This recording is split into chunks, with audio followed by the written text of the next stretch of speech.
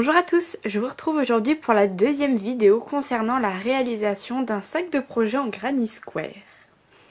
Alors dans la première vidéo, on a parlé de comment réaliser ces carrés. Donc les carrés qui vont former les côtés du sac. Donc je vous avais dit que vous en auriez besoin de 4, je les ai réalisés de mon côté. On a aussi parlé du Granny Square simple qui ferait la base du sac, que j'ai également réalisé. Donc avant de commencer, une petite précision que j'ai oublié de dire dans ma précédente vidéo, c'est que ce carré-ci va être légèrement plus petit que celui-ci et c'est pas bien grave. Donc voilà, c'était une petite précision que je voulais apporter avant de commencer la vidéo. Alors aujourd'hui, on va parler des coutures du sac et on va créer tout ce qui est anse. Donc tout d'abord, les coutures du sac, voilà, j'ai fait un petit test pour vous montrer. On va réaliser ce genre de choses. Donc c'est aussi réalisé en crochet. Hop, voilà ce que ça donne. Donc c'est aussi réalisé en crochet, mais personnellement je prends un coton pareil que j'avais dans mon stock, qui est plus petit que ceux avec lesquels j'ai fait les carrés. J'utilise d'ailleurs un crochet une taille en dessous que celui qui m'a servi à faire mes carrés, donc celui-ci. Voilà, donc celui-ci, donc c'est du 3,5 et c'est ça qui va me servir à faire les côtés de mon sac. Donc on va tout d'abord coudre dans un premier temps chaque côté, donc chaque pan les uns avec les autres. Donc hop, je vais vous montrer comment réaliser. Donc il va falloir coudre les uns avec les autres jusqu'à obtenir un tube, puis ensuite on coudra le fond et on fera les anses. Donc alors, je vais vous montrer un petit peu comment je réalise ça. Alors tout d'abord, je mets bien sûr les deux pans côte à côte. Je cherche, voilà, l'espace qu'on a ici. Je les mets côte à côte. Ce que je fais moi, c'est que pour commencer, en fait, je prends mon coton qui est donc plus petit. Je fais déjà un nœud. Donc je place et je crochette comme ceci. En gardant le fil en fait au milieu. Voilà. Donc là j'ai fait mon point. Je fais une deuxième maille dans le même espace.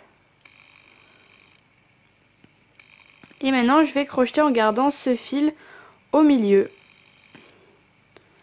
Donc ce que je fais après, c'est que je prends maille par maille. Donc je prends la première maille de ce côté-ci et la première maille de l'autre côté, pardon. Et je fais une maille serrée. Et on va faire ça en fait sur toute la longueur et sur tous les pans. Donc moi j'ai choisi de prendre un coton plus fin parce que je trouve le résultat final plus joli. Après vous pouvez bien sûr prendre le même coton qui vous a servi à faire les bords de votre sac. C'est-à-dire ça aurait été pour moi le violet. Ou une toute autre couleur bien sûr. Donc vous allez faire ça sur tout le long. Normalement vous avez exactement... Oups là.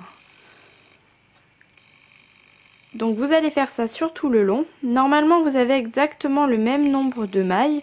Mais si vous trouvez que vous avez des décalages au niveau des mailles, vous pouvez très bien en ajouter deux. Je crois que j'ai eu un petit problème ici que je retrouve, voilà, ici. Vous voyez que j'en ai mis deux dans la même maille ici. Et je les ai pourtant séparés dans les mailles là parce que j'avais un petit décalage. Donc voilà, on va faire ça. On va coudre tous les carrés ensemble, donc juste avec des mailles serrées. Et voilà. Et on se retrouve quand tous les carrés sont assemblés.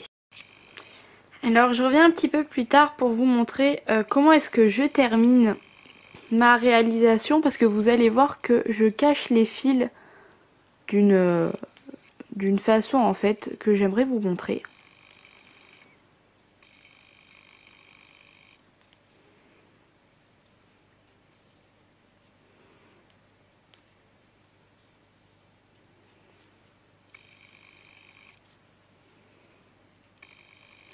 Donc je finis par mes deux mailles Et une fois que j'ai fini mes 2 mailles, je fais en fait juste comme une maille en l'air, je fais une maille dans le vide.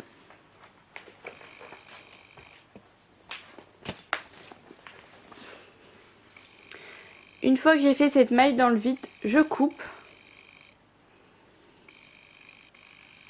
Et ce que je vais faire, c'est que ici, donc vous avez en fait vos coutures qui sont faites. Je passe mon crochet et donc je passe mon fil dans les différentes coutures pour le faire traverser à l'intérieur.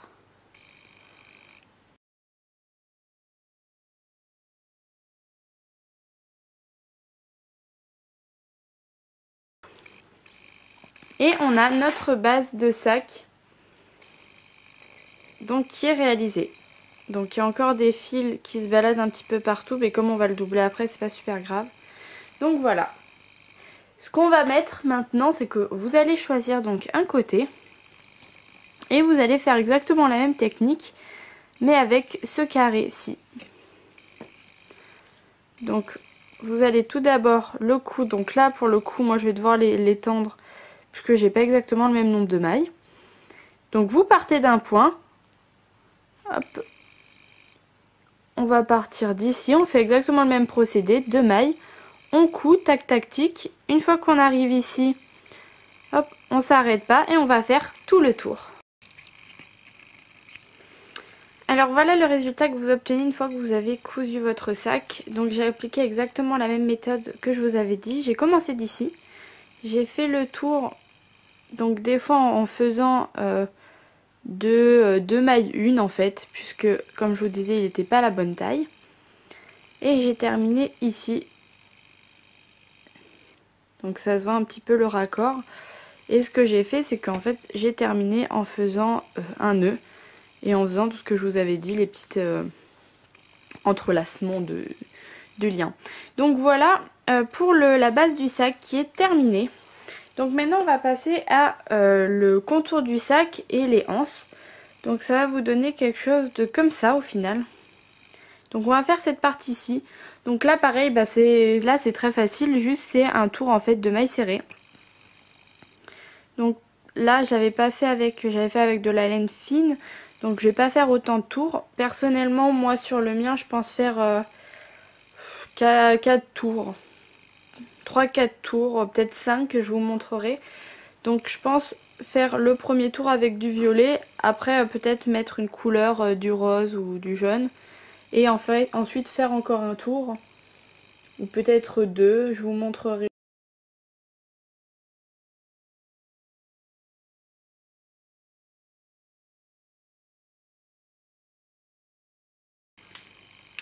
Normalement, une fois que vous avez fini de faire vos 4, donc là moi j'en ai fait 5, vos 5 rangs, vous obtenez une finition comme ceci.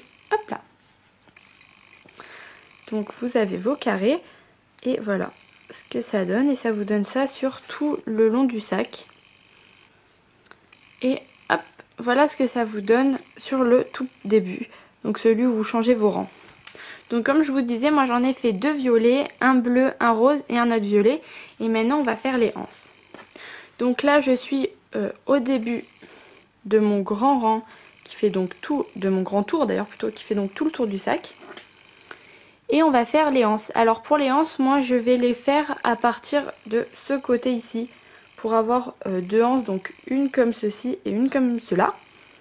Donc je vais d'abord faire tout un rang, donc je vais partir d'ici et je vais crocheter jusqu'à arriver ici.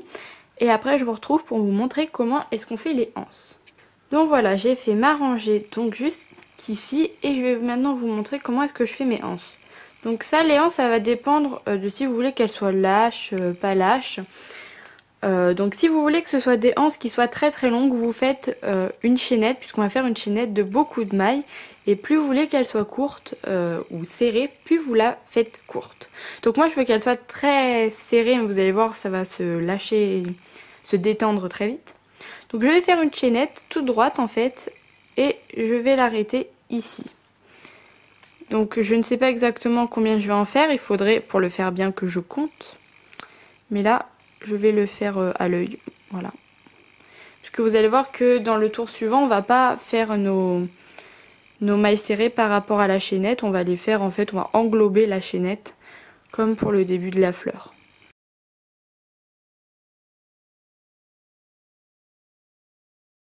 Donc voilà, là je me suis arrêtée une maille après ce repère. Donc c'est ce que je vais faire. Là je vais le mettre une maille avant. Et voilà, la anse qui est faite. Donc pour l'instant elle est très fragile, on va pas la laisser comme ça.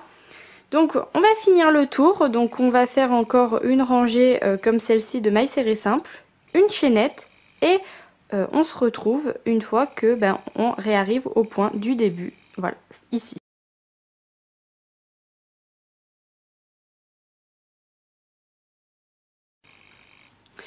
Hop, voilà. Donc voilà ce que vous obtenez une fois que vous avez fini le tour. Donc je pense que je vous insérerai des petites images, enfin une petite vidéo que j'ai filmée pour bien vous montrer à quoi ça ressemble, puisque là on voit pas grand chose. Mais en gros vous avez deux petits fils ridicules comme ça. Donc moi je vais faire encore, pour le consolider, je vais faire 3 tours. Donc tout d'abord je vais faire mes mailles serrées toutes simples, et une fois qu'on est là, au lieu de prendre en fait dans la maille, vous pouvez très bien le faire, mais moi j'englobe toute la maille. Donc je vais faire mon petit... comment dire, je vais faire mes petites mailles serrées.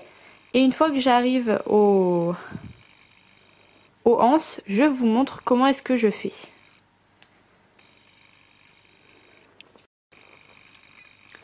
Donc je vous reprends après avoir fini ma rangée, voilà, de mailles. Donc celle-là, donc j'ai commencé ici, j'ai fait ma rangée. Et on va maintenant passer à comment est-ce que je réalise donc les anses. Donc pour les anses, en fait, je vais faire autant de mailles qu'il en faut pour couvrir toute la anse. Donc vous avez vu, je fais juste une maille serrée. Voilà, comme ceci, sans faire attention à la chaînette en fait. La chaînette va juste me servir de base pour consolider ma anse. Donc voilà, ça doit vous donner quelque chose de comme ça. Et donc cette petite chose, vous allez ensuite, le tour d'après, pouvoir crocheter tout à fait normalement. Et donc moi je vais faire encore 2 ou 3 tours je pense. Donc voilà, je vous ai montré toutes les techniques, enfin les étapes en fait pour réaliser le sac. Je vous insérerai une vidéo une fois que je l'ai terminé, puisque je vais faire, donc je vais finir mes anses. Oups, d'ailleurs vous voyez rien. Donc je vais finir mes anses, donc je vais faire comme je vous ai dit, je finis ce tour et j'en fais encore 2 ou 3. Et ensuite je vous montrerai donc... Pardon, ça m'a coupé. Donc je disais que le doublage ce serait dans une prochaine vidéo et que la vidéo mettrait peut-être plus de temps à sortir. Bon, je finis mes 3 tours. Vous faites bien ça des deux côtés et on se retrouve juste après. Alors je vous mets ici 2 petites photos de ce que vous devez obtenir à la fin. Tout simplement parce que j'ai oublié en fait de filmer cette partie-ci de la vidéo. Je suis directement passée le jour suivant à la couture. Donc j'espère que vous obtenez quelque chose de similaire. Je vous remercie d'avoir regardé la vidéo. J'espère que ce projet vous plaît et que ce format de vidéo mi-projet, mi-tutoriel vous plaît. Et je vous dis à la semaine prochaine. Bisous!